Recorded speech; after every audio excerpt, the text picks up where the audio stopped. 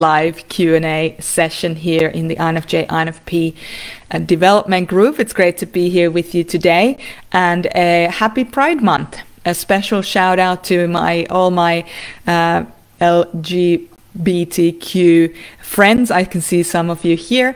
It's good to be here with you. And today we're going to do a Pride edition of our live Q&A. So I'm super excited to be here with you today. So let me just grab some questions that were sent in and let's get stuck into it. First question is from Amelia. As someone who deeply cares about others, I struggle to understand how people can discriminate against others. For example, the Supreme Court in the US passed that gay people are not allowed to be discriminated upon. I don't understand how people would think anything else. How do I deal with those around me who think it's okay to discriminate people based on their sexual orientation? So this is a great question. Thank you very, very much for that, Amelia.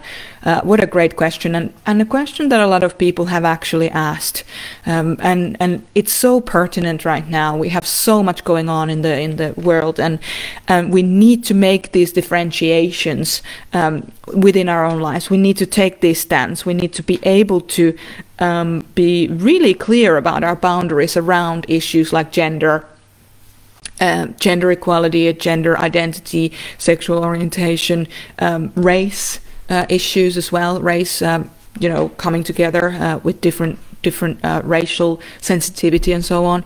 And we need to make sure that we are not giving the wrong impression, that we're not ourselves adding to the discomfort of other people, as well as that we're not contributing to the system that runs behind it, just because we were never affected by this. And a really clear differentiation that I've found very, very helpful, I think, is that when I get into some situations where there's these pushes and pulls, and where people think that certain views, like discriminatory views, are okay, and that they stand behind whatever religious or whatever other reason they might stand behind saying those things.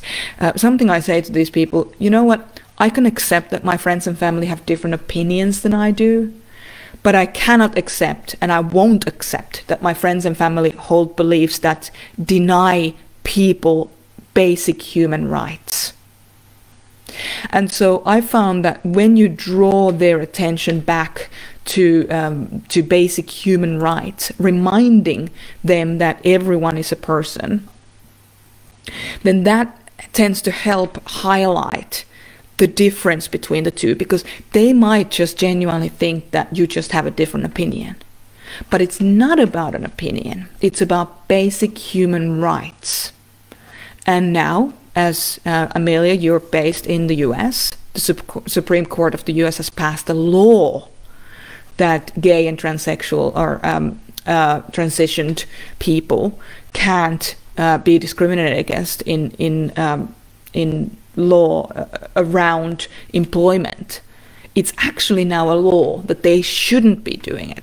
So they might still be thinking, these people who think discrimination is okay, they might still be thinking that it's a question of opinion. It's not a question of opinion. It's a question of basic human rights. And just making that differentiation can be extremely powerful when you deal with these types of people who are okay with discrimination, because they might never have thought about it as discrimination. Oftentimes people who haven't experienced something firsthand cannot really relate to how it feels to be discriminated against, so they don't think that there's a problem.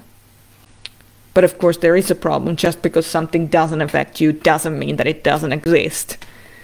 So absolutely, that's how I would deal with them, to continue to highlight the difference between an opinion and basic human right, and just standing your ground. It might be even helpful to come up with like really clear statements, like standard answers, almost like operating procedures for your life, where when somebody makes a comment such as this, then this is going to be my standard response. When they make a comment like that, then this is my standard response.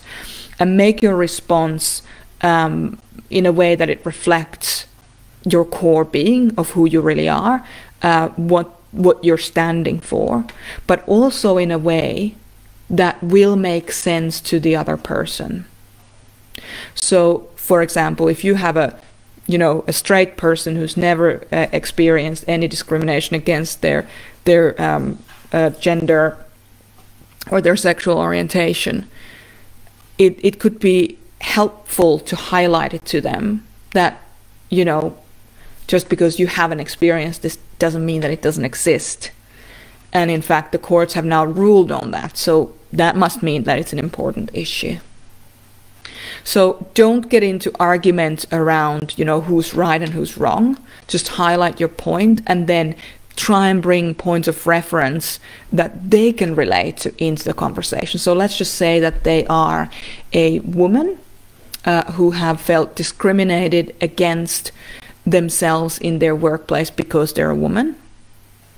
If they're straight and they can't relate to gay rights, you can say to them, look, remember how those people discriminated against you at work because you're a woman?